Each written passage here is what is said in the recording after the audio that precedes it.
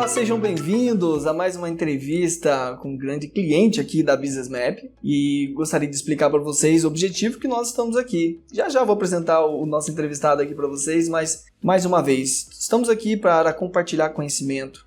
São cases de sucesso, são superações que a gente gostaria de compartilhar com vocês, porque nada é fácil e a gente não está aqui para só contar coisas boas, né, Vidal? A gente vai falar dos desafios para que vocês entendam que vale a pena, né, o sacrifício, vale a pena ter um objetivo claro para que vocês consigam depois ter um case para compartilhar. Então, eu espero que vocês gostem dessa entrevista. Bom, para quem não me conhece, eu sou o Mike Cruz, Head Customer Success da Business Map.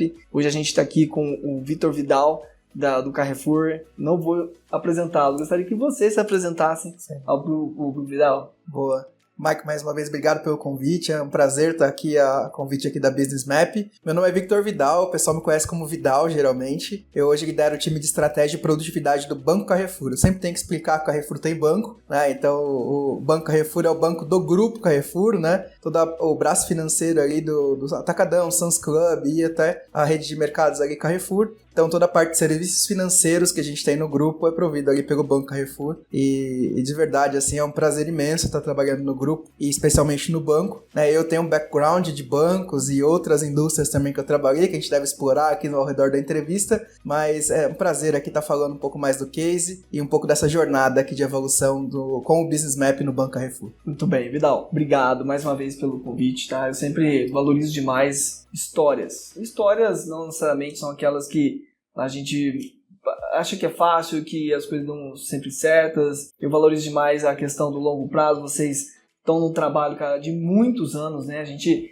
tá com vocês há pouco menos de 2 anos, mas eu sei que é um trabalho de longa data que vocês estão nesse caminho. Mas gostaria de explorar um pouquinho com você, Vidal, sobre esse processo, né? Quais eram os desafios que vocês tinham lá atrás, que vocês entenderam que precisavam ir no mercado atrás de uma solução, uma ferramenta como a Business Map, por exemplo, para ajudar vocês nessa jornada, porque não tem fim a transformação digital, né? Não tem fim. E conta um pouquinho pra gente aí, Vidal, quais eram esses desafios? Vou pegar um gancho aqui do teu comentário com relação à transformação digital, né? Não ser algo pontual ali. Eu tô fazendo mestrado também na GV, eu iniciei esse ano, e uma das coisas que a gente tem estudado muito é sobre transformação digital, sobre esse tema, né? E um dos artigos que eu li recentemente fala um pouco mais sobre a transformação digital não pode ser um projeto especial, ou seja, aquele de início, meio e fim, entreguei uma transformação e aí acabou. Então a ideia é que cada vez mais a gente tenha perenidade na transformação digital das organizações. E o nosso cenário, fazendo uma conexão direta aqui, é um cenário exatamente nessa linha. A gente não pode ver efetivamente um fim de implementar uma solução, implementar uma ferramenta e acabei a transformação digital. Ou até mesmo digitalizei inúmeros processos que eu tinha ali manuais e tudo mais, e aí realmente agora sou digital, né, digamos assim. Então, esse é um conceito muitas vezes errôneo e que às vezes a gente vê em transformações falhas nas organizações. A parte de ways of work, né, o modelo de trabalho, é uma das partes da transformação digital. A gente tem, obviamente, campanhas de hiperpersonalização, a gente tem uma tecnologia que, obviamente, tem uma questão de escalabilidade muito forte, robusta, e tem outros fatores que ajudam nesse contexto de transformação digital. Falando um pouco mais do contexto em si, né, acho que como oportunidade a gente tinha como várias outras organizações têm. Conforme a empresa vai crescendo, a gente vai tendo múltiplas ferramentas que às vezes as áreas de negócio mesmo contratam para atender demandas específicas do seu dia a dia. E essas demandas geralmente são de organização, né? Eu tenho um background de governança de TI, ou seja, uma vibe mais de realmente organização, gestão, controles, né? E depois migrei para a estrutura de projetos, no âmbito de carreira mesmo, e depois portfólio e assim vai indo. E basicamente no âmbito de desafios, oportunidades, a gente tinha um pouco disso também, né? A gente precisava fazer o que boa parte das empresas querem, né? Ter um viés de eficiência organizacional e não cilado, porque a transformação digital, independentemente do artigo, paper, etc., todos eles falam algo similar no âmbito de diminuir os silos da empresa. Então, a gente precisava ter uma visão mais cross-organização, a gente precisava também de uma visão de produtividade, mas aí tem várias armadilhas no conceito de produtividade nas empresas. A gente vê a questão de medir pessoas por timesheet e tudo mais. Não era o nosso caso e efetivamente, graças a Deus, né? Porque em outros cenários que eu passei, a gente tinha cenário de medir produtividade por hora, por tempo, então, né? E isso acaba gerando mais problemas do que efetivamente soluções e resultados. Então, nos nossos cenários era um pouco assim. A gente precisava também de uma visão mais holística da organização. Menos ali por área e mais a gestão de portfólio, projetos, uma visão mais organização. Então, acho que esses eram os principais desafios. E, obviamente, tem uma questão que todas as empresas buscam hoje em dia, né? Caso a empresa não esteja lucrando horrores e tudo mais, obviamente olhar para a questão de eficiência organizacional, e aí no âmbito de custos. Né, a gente tem que olhar para isso também. Então, na época, quando a gente buscou outras soluções, a gente também estava numa linha dessa. De, cara, como é que a gente consegue trazer realmente solução que tem um viés cross-organização, ou seja, não cilado? Como é que a gente consegue ter um viés de produtividade organizacional muito forte, que é uma linha muito de conectar as teorias com as boas práticas, com a nossa realidade, e como é que a gente consegue efetivamente ver uma oportunidade de redução de custos, de eficiência organizacional. Então, maior eficácia, maior eficiência organizacional nessa linha era o que a gente estava buscando. E olha, eu nem precisava falar que é do banco isso, né? Poderia falar de qualquer empresa, porque a maioria das empresas hoje busca efetivamente isso, né? Na prática. Legal. Você sabe que isso é muito comum, né? Essa parte de se vê organizações que ainda existe uma cultura muito de silos, né? Ó, cada área cuida e organiza o seu trabalho de forma como quer. Mas eu acho que isso também é um efeito no crescimento rápido das empresas. Muitas empresas conseguem crescer muito rápido e aí acaba um pouco essa governança centralizada, que no final do dia as empresas vão precisar rever isso, porque existem dinheiros e milhões sendo gastos ali que as empresas não mapeiam e depois vejam que é importante ter centralizado, né? Porque isso gera um efeito nos resultados da companhia quando você tem silo na organização, a gente sabe disso, né? Nem vamos entrar muito em detalhe. E você sabe, Vidal, que esse é um dos nossos grandes motivos, né? A Business Map tem como visão sempre buscar descobrir novas formas de fazer gestão. Foi o que você falou. Gente, metodologia vai e vem, a gente vê booms no mercado que vai e vem, mas se a gente, cara, não continuar buscando no mercado, entendendo o mercado, se adaptando ao mercado, nas formas de fazer gestão, a gente morre, porque a gente sabe que sempre vai ter os momentos assim que a metodologia vai fazer sentido, mas, cara, o mundo, as pessoas, todo mundo muda, né? Então a gente precisa também continuar evoluindo. E aí, nessa linha, Vidal, como é que foi o processo, cara, de vocês nessa troca da solução, né? Como é que foi todo o processo e por quê? Por que vocês selecionaram a Business Map na época? Esse processo em si não foi um processo fácil, né? Nunca é até legal dar um passo atrás, né? Que eu, na empresa anterior que eu estava atuando, eu tentei efetivamente fazer uma mudança, propor uma mudança mesmo lá de solução que a gente usava, né? Na época ainda não tinha Business Map, então era Kanbanize mesmo ali, né? Mais raiz, desde as origens, né? Mas não necessariamente o Kanbanize, né? Acho que é legal ter uma visão mais holística mesmo de várias possíveis soluções que resolvem os nossos problemas. Eu sempre comento com o meu time o seguinte, que a gente tem que olhar sempre para 3 frentes principais quando a gente vai fazer alguma coisa dentro da nossa empresa. A gente precisa olhar as teorias que tem mais atuais no mercado. Eu acho que isso é crucial para ajudar a gente realmente a ter inteligência no formato que a gente está trabalhando. Então, ter também o lado da contribuição acadêmica aqui em si. Então, essa é a primeira coisa. A segunda coisa é olhar efetivamente para o que as outras empresas estão fazendo, de bom e de ruim. Então, aqui olhar realmente para benchmarkings, olhar como é que está o mercado com relação a isso. E o terceiro ponto, mas não menos importante, é olhar para o nosso cenário e ver o que a gente precisa de fato. Então, quando a gente olha para essas 3 coisas, eu consigo efetivamente ter um olhar mais clínico e profundo de algum tema. Eu não fico raso, só a teoria, ou só o mercado, ou só o nosso cenário. Então eu consigo fazer um equilíbrio entre as 3 coisas. Eu falo isso muito com o meu time, quando a gente quer trazer alguma proposta, alguma sugestão de solução, ou de mudança de modelo mesmo na prática, a gente tem que olhar para essas 3 coisas e conseguir fazer uma abordagem mais estruturada. Então, no caso da empresa anterior que eu estava, a gente tentou fazer uma proposta de mudança de solução e, cara, a gente viu que a gente estava tão amarrado em soluções que a gente tinha ali, na época, que a gente não conseguia nem pensar em mudar. E aí é aquele negócio, né? Aquele meme que tem na internet, né? Fala assim, quem quer mudança, né? Todo mundo. Quem quer mudar? Aí só tem 1 ou 2 ali que querem quando quer. E na prática era disso. Quando a gente falava no corredor, eu falava, gente, quem quer uma mudança de solução aqui pra gente gerenciar os projetos de forma mais holística e tudo mais? E nesse cenário anterior, a gente tinha múltiplas ferramentas pela empresa espalhadas para gerenciar projetos, atividades, demandas, OKRs. Então a gente tinha múltiplas ferramentas para isso. E isso, se você pegar na ponta do lápis, dava nossa, dava nada de eficiência. Porque algumas das ferramentas ainda não se integravam, ainda tinha isso ainda. Ou tudo que você tem que fazer, você tem que contratar uma API, aí contrata uma API, aí é mais dinheiro e tal, e aí vai indo. Então, na empresa anterior a gente não conseguiu fazer uma proposta de mudança disso. E aqui no nosso cenário, quando a gente trouxe a proposta, a gente, com patrocínio, com essa abordagem mais estruturada, mesmo a gente também tendo um cenário similar de estar um pouco amarrado, de ter muita customização, muita API e tudo mais, a gente viu e falou, a gente precisa ver outras soluções. Então, no âmbito de processo, a gente seguiu o que eu acabei de comentar, dos 3 pontos ali, olhando para as teorias, olhando para o mercado e olhando para o nosso cenário, e a gente falou, cara, a gente precisa, considerando o que o mercado acadêmico diz, o que as outras empresas estão fazendo, e o nosso cenário, a gente precisa de uma solução que atenda a esses requisitos, tanto no campo de experiência, quanto no campo de integrações, quanto no campo de visão cross empresa. Eu não queria também que a gente tivesse uma solução especificamente para tecnologia, né, para os times de desenvolvimento de software usarem. Então, em algumas empresas, né, todas as áreas de agilidade, portfólio, projetos, VMO, PMO, né, tem múltiplos nomes com relação a isso, como eu comentei, elas têm buscado cada vez mais imparcialidade. Então, são várias tentativas de mover essa área para um pilar organizacional que ele tem essa imparcialidade ainda maior para conseguir conduzir os deliveries, né, o cumprimento dos objetivos, resultados-chave e assim por diante. Daí no nosso cenário acho que a gente conseguiu bastante isso. E a gente usa uma referência que é o que a gente chama de cocriação guiada, né? A gente brinca, né, com relação à cocriação, que é um termo que tem surgido em vários frameworks. Eu gosto muito de frameworks.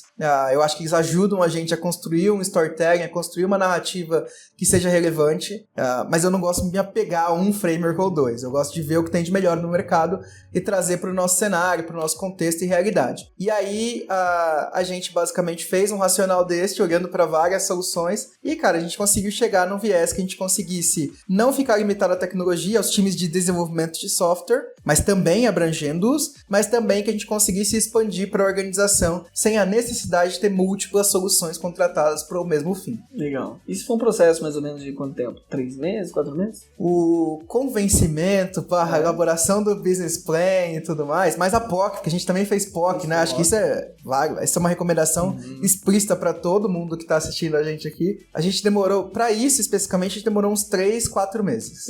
E aí depois a gente conseguiu efetivamente defender um business case e aí rolloutamos, né? Então acho que aí a gente hoje, é muito legal chegar hoje no escritório, eventualmente, né, quando a gente vai lá nos nossos dias presenciais e ver que tem múltiplas pessoas, assim, de áreas que eu, de verdade, às vezes não conheço, que a estrutura é um pouco grande, né, e você vê, assim, o business map aberto, assim, na tela de muita gente na empresa, gente de áreas diferentes, né, então, operações, marketing, enfim, tem inúmeras áreas que hoje estão usando ali, que basicamente estão gerenciando suas atividades e tendo viés também de produtividade, cultura ágil, efetivamente, na organização. Eu sempre brinco que a cultura ágil não deveria permear os times de tecnologia apenas. Eles, basicamente, são os mais nativos, digamos assim, até dado o Manifesto Ágil e outros frameworks aí, mais específicos em software, né? Mas quando a gente fala de técnicas de produtividade, Lean, melhoria e etc., a gente deveria realmente ter uma visão mais cross da organização. Perfeito. E qual que é essa cultura que vocês buscam com a gente? O que é a cultura ágil para o banco? A cultura ágil, pra gente, acho que é uma linha da gente cada vez mais buscar eficiência e eficácia no que a gente faz, independentemente de onde seja. Então, seja numa área mais operacional, ali de atendimento, por exemplo, ou seja efetivamente na minha estrutura, que é a estrutura de estratégia, né? Um pilar da minha estrutura é esse. Então, assim, a gente está no mesmo viés, é um viés de adaptação contínua, é um viés de conseguir fazer mudanças, é um viés de conseguir olhar para o retrovisor, para o seu próprio time e ver o que a gente precisa melhorar. Então, é um pouco disso, sabe? E também, eventualmente, menos hierárquico, né? A gente sabe que numa organização, quando ela está crescendo, um contexto de hierarquia ele acontece, até por um viés de crescimento da carreira das pessoas, né? Eu preciso de gestão ali, eu preciso disso, naturalmente, até por uma questão de acionistas e tal, e segurança organizacional, conformidade. Mas na prática, quando a gente tem um viés cada vez mais de olhar para os outros, se preocupar com o que o outro está fazendo, isso tudo para mim, todo esse globo que eu acabei de falar, ele tá em torno de uma cultura ágil de fato. É porque o resultado é de todo mundo, né? Essa responsabilidade de, poxa, eu preciso sempre buscar melhorar, é a responsabilidade de todo mundo. Vocês, como área, vocês introduzem ali sempre conceitos para gerar que a pessoa se auto-organize a ponto de conseguir sempre buscar melhorar. Isso é incrível. A gente sempre faz muito isso na Business Map também. A gente não visa ser uma empresa muito grande, a gente visa ser eficiente. Você não precisa aumentar muitas vezes as pessoas para conseguir entregar mais. É o que vocês fazem muito lá, né? Vamos olhar para todas as áreas da transparência para que a gente consiga enxergar a realidade. A partir da realidade, a gente vai evoluindo. E Vidal, você sabe, cara, que um dos grandes desafios que a gente vê hoje no mercado é exatamente essa questão de, poxa, eu sei que eu tenho que mudar, eu sei que a gente tem um problema, mas eu não ganho força, eu não tenho muitas vezes, cara, autonomia para fazer uma mudança como essa, para uma solução. Sei que seria ótimo para a empresa, mas, cara, eu não consigo convencer muitas vezes a empresa. Sabe o motivo disso? É que é o seguinte, eu acho que, cara, uma mudança como essa, como vocês fizeram, de uma plataforma que estava há muito tempo lá, mais legado, e vocês mudarem para uma outra solução muito mais moderna, que vocês sabiam que isso estava atrelado à estratégia que o banco tinha, como evolução dos seus métodos, evolução do seu jeito de trabalhar. Então, é que eu sempre falo para todo mundo, Vidal, que assim, não basta querer, não basta, poxa, eu quero porque isso vai ser bom para mim. Isso tem que vir da estratégia, isso tem que vir de cima para baixo, a ponto de tudo que a gente for fazer, porque a gente sabe que gera diferentes sentimentos ao longo da mudança, a gente sabe que nem todo mundo quer mudar. Você falou, todo mundo acha que é importante mudar? Todo mundo levanta a mão. Todo mundo quer mudar? Alguns só levantam a mão, né? Então é por isso que tem que ter uma força muito clara, estratégica, de que uma mudança de uma solução que visa melhorar o jeito de trabalhar, que como consequência melhoria de qualidade, produtividade e expansão dos negócios, porque no final do dia nada disso importa se a gente não trazer melhores rentabilidades, melhores eficiências no processo, melhoria do EBITDA, por exemplo. Nada disso importa se a gente não vê o resultado lá na ponta. Por quê, gente? Porque no final do dia, isso vai doer em algumas pessoas. A gente sabe que nem todo mundo vai se convencer, mas, gente, isso tem que ser estratégico. No final do dia, se é estratégico, a gente visualiza. Se a gente visualiza a energia, ela vai fluir ali e os resultados vêm, tá? Então não adianta eu querer resultado. Isso tem que estar associado a algum objetivo estratégico da companhia. Tem que fazer sentido para o negócio fazer esse tipo de mudança. E aí, Vidal, a gente sabe também que, legal, vocês foram lá, enxergaram qual que era a ferramenta, selecionaram. E como é esse processo de mudança? Eu estou fazendo essa pergunta, por quê? Porque esse é o grande medo das pessoas, das empresas. Cara, como é que eu vou mudar 1000 pessoas de um software para o outro? Como é que eu faço um planejamento para isso? Como que vocês fizeram, cara? E como que você poderia compartilhar com o pessoal que caminho eles poderiam também para fazer uma mudança de tal tamanho? Legal. Eu acho que o ponto principal aqui não é a ferramenta, não é o dia a dia, é basicamente as pessoas. As pessoas que vão usar a solução depois, né? Porque você encontra resistência, você encontra efetivamente desafios tecnológicos, você encontra também para implementar, dependendo da empresa, né? Bancos, por exemplo, tem uma série de aspectos de segurança que precisam ser considerados. Esse é um grande desafio, né? Farmacêuticas e bancos, para mim, são as que têm mais desafios de segurança da informação. E tá certo, dado o contexto e risco do negócio, né? Mas você encontra esse tipo de coisa. Então, pra gente, o que eu vejo como necessidade? Você tem que ter uma equipe que conhece de projetos e uma equipe que conhece de métodos ágeis. Isso você precisa ter um núcleo forte. A gente precisava disso na prática, porque... E não precisa ser necessariamente Agile Coach, pode, obviamente, ajuda, contribui pra caramba, ou Scrum Master, ou papéis do tipo, mas você precisa ter realmente pessoas que consigam liderar esse projeto na organização, considerando os aspectos dos stakeholders, as necessidades de engajamento, e aí é técnica de projetos mesmo aqui, né? Mas você precisa muito estar cada vez mais trazendo eles pra perto, fazendo um mapa mesmo de pessoas ali que vão usar, pessoas que não vão usar, mas lideram os que vão usar. Então você precisa estar muito assim.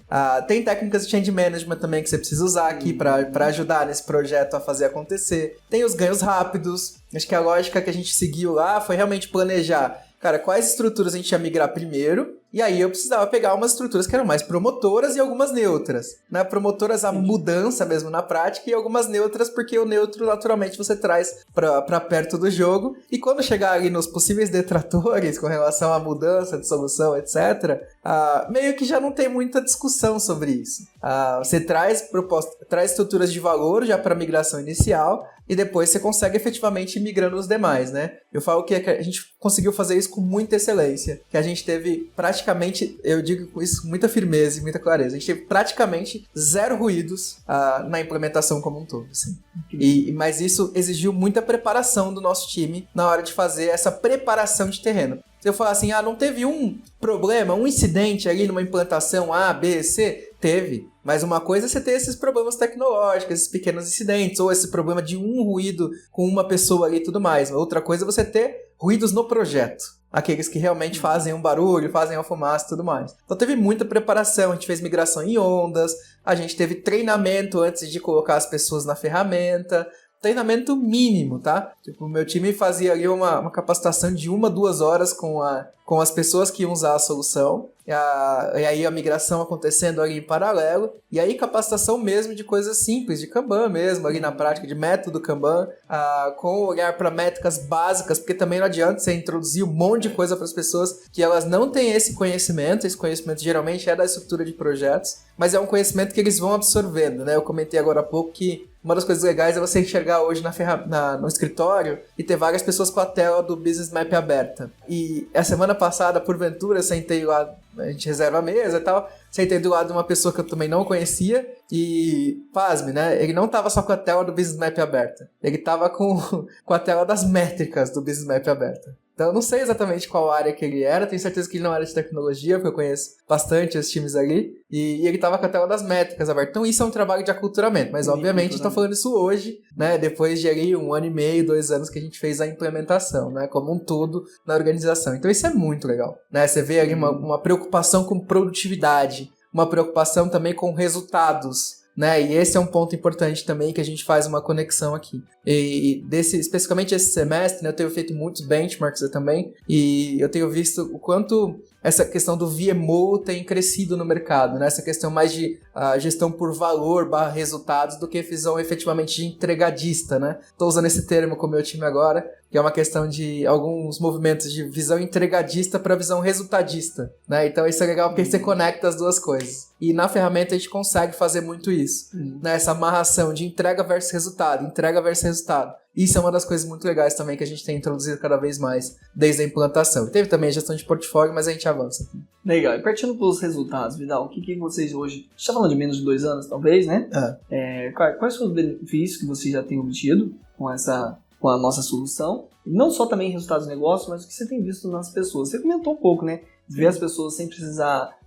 antes vocês nem viam, né, o trabalho delas, hoje elas estão olhando não só para o trabalho, mas olhando para a métrica. Isso é cultura. Mas conta um pouquinho pra gente desses resultados, por gentileza. Boa, legal. Primeira coisa é que aquele lance de se você não tem o que medir, né, como é que você vai ver o que você vai gerenciar, né? E esse era um desafio que a gente tinha antes, né, porque na prática, como eu comentei, a gente não tinha essa visão cross-organização. Então, o que a gente teve que introduzir para falar de resultados, a gente falou um pouco de jornada de métricas de eficiência, né? Então, a gente fez um projeto efetivamente disso, que a gente tinha que capacitar, a gente tinha que olhar, preparar as pessoas para lidar com as métricas, porque às vezes se ela pegar aquela métrica e entender de uma forma errada, isso compromete toda a questão de produtividade organizacional. Isso eu já passei em outras experiências que aconteceu um pouco disso. Mas na prática, o que a gente teve? Né? Tivemos essa jornada de métricas, após a implementação, aculturamento e tudo mais, ou durante a gente já foi fazendo. Mas uma visão a partir de quando a gente consegue medir até uma primeira fatia, vamos dizer um year to year aqui, né? A gente conseguiu perceber ganhos expressivos de lead time, de throughput e de assertividade. Vamos falar principalmente dessas três, né? Então a gente conseguiu ver efetivamente um aumento de aproximadamente uns 36% no throughput de toda a estrutura de times ágeis que a gente teve ali e aproximadamente uma diminuição do lead time de 60%. Então, isso é muito legal. Isso é extremamente expressivo. E a assertividade a gente já melhorou em torno de 25% no âmbito de planejado versus entregas, obviamente considerando adaptações e tudo mais. Então, esses números são legais porque eles traduzem um pouco disso. E uma coisa legal, Mike, que a gente tem feito já desde a implementação, a gente tem caracterizado um pouco mais disso, é essa conexão com os resultados do banco, efetivamente. Então, eu estou melhorando aqui o throughput, estou melhorando o lead time, eu estou melhorando a assertividade, estou melhorando aqui as minhas métricas, né, de eficiência de fluxo e tudo mais, mas o quanto isso mexe no ponteiro organizacional, né? Então, os bancos em si, né, do Brasil em si, este ano especificamente, virada do ano, estão sofrendo aí com a questão do rotativo, né, com a diminuição ali a limitação do teto de juros do rotativo. Então, todos os bancos tiveram que fazer inúmeros movimentos para adequar, né? E uma coisa muito importante, obviamente, compilado com várias outras ações que o banco fez e divulgou na mídia também, a gente, obviamente, tem um viés ali de crescimento, inclusive melhoria de satisfação dos clientes, todos os resultados estão publicados, inclusive, na página do banco. os resultados oficiais, né? Da evolução do NPS, evolução dos números financeiros, faturamento e tudo mais. Então, a gente consegue, na ferramenta, fazer um link direto entre o que os times estão trabalhando e do que as camadas táticas estão trabalhando e, efetivamente, o que está no portfólio e na estratégia organizacional. Então, isto é muito legal. E isso é difícil, né? Porque, às vezes, a estrutura de planejamento estratégico fica numa visão uma célula mais separada. E aí você não consegue fazer essa conexão direta com a peça estratégica que é formatada com o dia a dia dos times. Se fala muito de teorias como BSC, ou própria questão dos OKRs e tudo mais. Mas na prática mesmo, quando você olha, você não consegue ligar as coisas diretamente. E hoje a gente consegue, com as visões de portfólio que a gente estruturou também no Business Map, a gente consegue de fato fazer essa conexão do todo. Isso é muito legal. Então eu falei um pouco de resultados nossos aí que a gente vê diretamente, né? Mas também abordei um pouco mais como a gente liga esses resultados com o banco. E o banco, obviamente, vem numas evoluções de resultado muito legais, que, mais uma vez, estão publicados aí nas páginas oficiais do banco. Então, se a gente pudesse concluir, Vidal, ferramentas importam, cara, para você e por quê? Importam muito, porque no final do dia é ali que a gente consegue efetivamente gerenciar o trabalho todo da organização, conectar explicitamente com a estratégia, porque esse é um ponto legal. Eu falei mais indiretamente, mas vale a pena exercitar. Nas maioria das empresas que eu passei, existe uma desconfiança plena, né? Não era necessariamente o nosso caso, mas na maioria das empresas tem um pouco disso. Da camada estratégica tem algumas desconfianças se os times estão sendo efetivos, se eles estão sendo eficientes e eficazes. E a camada operacional, que está ali ralando para fazer as entregas de fato, tem uma desconfiança de que se a estratégia está sendo efetivamente bem formatada, se as pessoas estão vendo, né, o trabalho que está sendo feito no dia a dia e tudo mais. Esse negócio é meio comum, na maioria das empresas que eu passei tinha isso. E aí, com a solução, com a ferramenta, você consegue cumprir essa coisa. Você consegue conectar as duas coisas, você consegue tirar um pouco dessa dúvida que existe aí na maioria das empresas. Então eu acho que sim, ferramenta importa, é pela ferramenta que a gente consegue efetivamente ver explicitamente a produtividade, que a gente consegue explicitamente ver essa questão da mensuração de resultados, governança de alocação de portfólio, né? Então a gente consegue ver o que os times estão trabalhando que é efetivamente sustentação, o que é BAL, o que é para crescer a organização no âmbito de evolução de entregas, né? O run e o change ali, no caso, né, da organização. Então a gente consegue fazer todas essas mensurações. Então só com a ferramenta a gente consegue ver isso. Sem ferramenta, sem método de trabalho ali aderente em si, a gente tem dificuldades. E imagina, né? A gente fala muito de ways of work, eu sou muito do viés da simplicidade, mas com alguma governança. Um CEO que eu trabalhei, tive a oportunidade imensa de trabalhar, ele dizia que a gente tem que ter diligência com ternura. E aí, basicamente, você tem um aspecto de governança, mas sem deixar as coisas engessadas. Então, isso é uma dica importante também, né? A gente quer, não, isso aqui tem que colocar um limite aqui, um limite ali, um limite ali. É tanta amarração que as pessoas, às vezes, elas não seguem. Quanto mais difícil e mais amarrado é o processo, as pessoas têm mais dificuldade em seguir. Se elas têm dificuldade em seguir, elas buscam caminhos alternativos, que geralmente fogem do processo. E isso é ruim, não é o que se quer, geralmente. Você quer que as pessoas sigam o processo, mas ao mesmo tempo tenham a sua flexibilidade para conseguir ter agilidade no ambiente, que é o lance da cultura ágil que nós falamos. Então eu tento equilibrar, a gente precisa equilibrar as duas coisas, né? Então é um pouco disso. Legal, acredito que vocês estão amando aqui a entrevista. A gente infelizmente está partindo aqui já para a pergunta final. Gostaria de fazer uma brincadeira com o Vidal aqui, com todos os entrevistados a gente faz isso. Vidal, vou sempre fazer uma pergunta curta com duas opções, A ou B. Você escolhe A ou B. Se você quiser explicar a sua resposta, não tem problema não, mas tá bom. Só isso mesmo, tá? Vidal, para você, transformação digital é sobre cultura ou tecnologia? Cultura, sem dúvida alguma. Tecnologia faz parte disso e, obviamente, é um braço super importante. Mas sem uma cultura adequada, a tecnologia vai ser mais solução tecnológica e, na prática, as pessoas não vão ter a aderência necessária. Boa. Gestão de mudanças, incremental ou disruptiva? Depende do cenário da organização. E teve um cenário que eu passei de uma operadora de telefonia que precisava de um Big Bang. Entendi. Depende. De fato, precisava. Assim. Entendi. Então tava muito ruim. Mas muito ruim de uma forma que as pessoas não se olhavam direito, sabe? Entendi. Olha que doideira. Então ali precisava de um Big Bang mesmo. Mas na maioria dos cenários, pra mim, é uma questão incremental, de fato. Boa. Agilidade pra você. Aí vou falar de frameworks, ferramentas aqui. Que, pra você, tá? Scrum ou Kanban? Ambos. Essa eu vou sair pela tangente.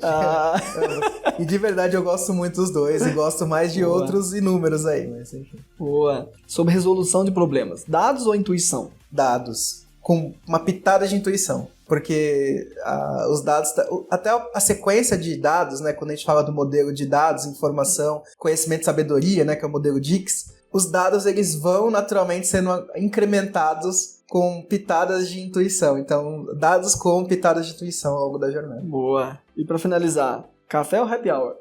Os dois. Os dois, né?